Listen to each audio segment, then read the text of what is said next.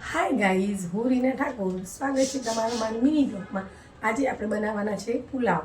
તો એની રેસીપી તમે પૂરી યુટ્યુબ પર જોઈ શકશો ગાઈઝ. અને તમને ગમે ને પુલાવની રેસીપી તો શેર, લાઈક અને કમેન્ટ કરજો ગાઈઝ. Thank you. જો આજે આપણે બનાવવાના છે પુલાવ અને બધું તૈયાર જ છે આપણે. જો આમાં મેં ભાત લીધા હતા પુલાવના લાંબા, તો એની અંદર મેં ફ્રેશ ભાત છે, તો એમાં હળદર, થોડુંક ઘી અને મીઠું નાખીને આપણે છે ને પહેલાં બાફી રાખ્યા હતા ભાત, અને એને પછી ઠંડા કરી નાખ્યા છે. એ ઠંડા એટલા માટે કે છૂટા છૂટા દાણા થઈ જાય ને ગુલાબની જેમ. જો અને હળદર પણ અંદર નાખી દીધી હતી, તો બધા સરસ યલો કલરના થઈ ગયા છે ગાઈસ. અને આપણા વટાણા છે, આ લસણ છે, અને આ ટામેટાં, લીલા મરચાં, તીખાસ માટે લીલા મરચાં, અને કેપ્સિકમ, ગાજર છે, અને આપણે રેગ્યુલર મસાલા છે. તો આપણે જલ્દીથી બનાવવાનું સ્ટાર્ટ કરી દઈશું ગાઈસ. આમાં કઢાઈમાં મેં તેલ લઈ લીધું છે. કઢાઈ હું અહીંયા ગેસ પર મૂકી દઈશું.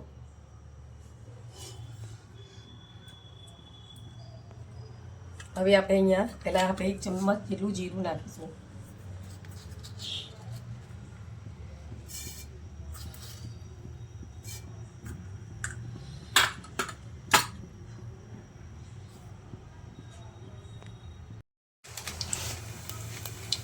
આપણે જીરું થઈ ગયું ને મમ્મી? આની અંદર મેં નાખ્યા છે તજના પત્તા, લાકડા અને પેલું મરી નાખી દીધું છે અંદર. એટલે આખો મસાલો ઘણો આખો મસાલો એડ કરી નાખ્યો છે. હવે આ જો જીરું પણ શેકાઈ ગયું છે, એની અંદર આપણા લસણ એડ કરી દઈએ. લસણ આજે મેં આપણે કઢાઈમાં ભાત કરવાના છે, વઘારવાના છે, એટલે મેં મસ્ત કઢાઈ લીધી. તપેલીમાં જોઈએ ને એવું સરસ આમ કંઈ ના થાય, એટલે એના માટે કંઈ આમાં જ લીધા છે. આ કઢાઈની બી એક એ છે, ખબર છે તને સ્ટોરી? આ કઢાઈ છે ને મને મારા બર્થડે પર ગિફ્ટ મળી હતી. મારા ફ્રેન્ડ્સ લોકોએ આપી હતી જ્યારે હું જોબ કરતી હતી ને ત્યારે. અત્યારે જો કે અમે બધા અલગ અલગ થઈ ગયા છે. હવે આપણે અંદર વટાણા એડ કરી દઈએ.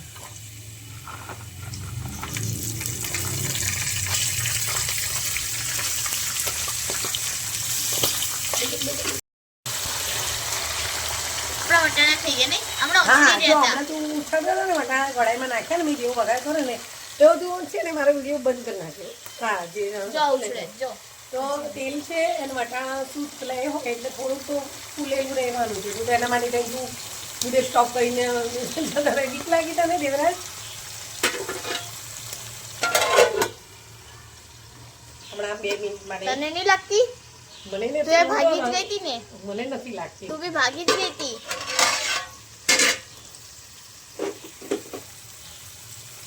હવે આપણે એડ કરીશું એ ગાજર. મમ્મી તો સેટ આગળ ગતી રહી હતી. ગાજર એના માટે થોડું હાર છે, ગાજર હાર આવે ને એટલા માટે પહેલાં આને સાતરી દઈશું. આપણે તેલમાં ફ્રાય કરી દઈએ.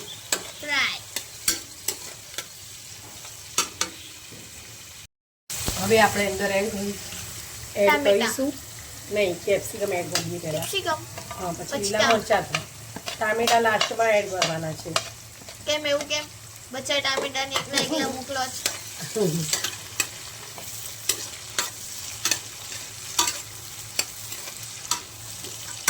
આ બધું 2 મિનિટ માટે શેકાશે. પછી હવે લાસ્ટમાં ટામેટા એડ કરીશું, અને લાસ્ટમાં પછી પુલાવ રાઈસ. જો ફ્રીઝમાં કાજુ હશે, લઈએ છે ને. હવે આપણે એડ કરવાના છે ટામેટા પછી ડ્રાયફ્રૂટ. મસાલો થોડું શેકી લઈશું, મીઠું મેં અંદર એડ કરી નાખીશું. તો ખબર છે કે પહેલાં હું ડાયરેક્ટ જ પુલાવ બનાવી દીધી. ડાયરેક્ટ બધું નાખીને બધી રીતે એવી રીતે પુલાવ બનાવી દીધી. અને આ છે પિસ્તા માસી સ્ટાઈલ પુલાવ. મેં એક વાર પિસ્તા માસી પર ઘરે આવ્યા ને, તો મને કે રીના દીદી એવી રીતે નથી બનાવું, આજે હું મારી સ્ટાઈલમાં બનાવીશ. તો મેં કીધું ચલો આજે તો મારી સ્ટાઈલમાં બનાવી. પિસ્તા મારાથી નાની છે, પણ તો જરૂરી નથી કે આપણે હંમેશા મોટા હોય તો મોટાથી જ આપણે શીખીએ, ક્યારેક નાનાથી બી કંઈક શીખવા મળે છે. તો નથી મેં આ યુટ્યુબ પર રેસીપી જોઈ, કશો પર જોઈ, મતલબ કે આ પિસ્તા માસી બનાવી દે. કે પિસ્તા માસી એમની મમ્મીથી શીખ્યા હશે.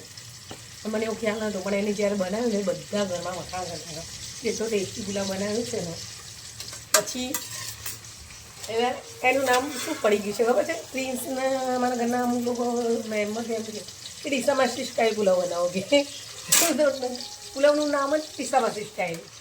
ચલો આજે ડીસામાસી સ્ટાઇલ પુલાવ બનાવી દઈએ. એટલે કહેવાનો મતલબ એમ થાય છે કે ત્યારે એવું જરૂર નથી કે આપણે મોટા હોવા છતાં આ બધું આપણાથી શીખાય. ત્યારે આપણે નાનાથી બી શીખી લેવું જોઈએ. શું કેવું વિરાજ? સાચી વાત.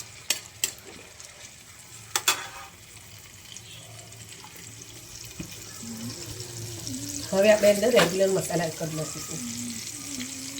આમાં તો મેં નાખી છે હળદર એટલે અમે થોડીક સ્લાઇડ જ નાખીશું. પછી આ ગરમ મસાલો છે આપણે તૈયાર બનાવ્યો હતો. હા આપણે ઘરે બનાવેલું છે. પછી આમાં હજી લાલ છે 1 ચમચી નાખ્યું છે કેમ કે લીલા મરચાંને બધું લીધું છે ને ગરમ મસાલા નકર પછી હા, બહુ પછી તીખું થઈ જાય. સ્પાઇસી બની જશે એના માટે બહુ તીખું થઈ જશે.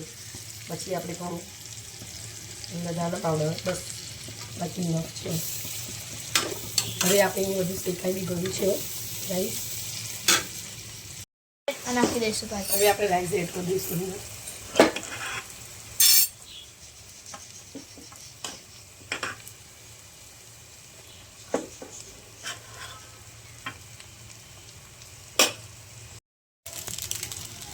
જો ગાઈઝ હવે આપણે અંદર એડ કરવાના છે લાસ્ટમાં બટર એડ કર્યું છે. વ્હાઈટ રાઈસ છે બટર એડ કર્યું છે બસ બાકી પુલાવ રેડી થઈ ગયો છે.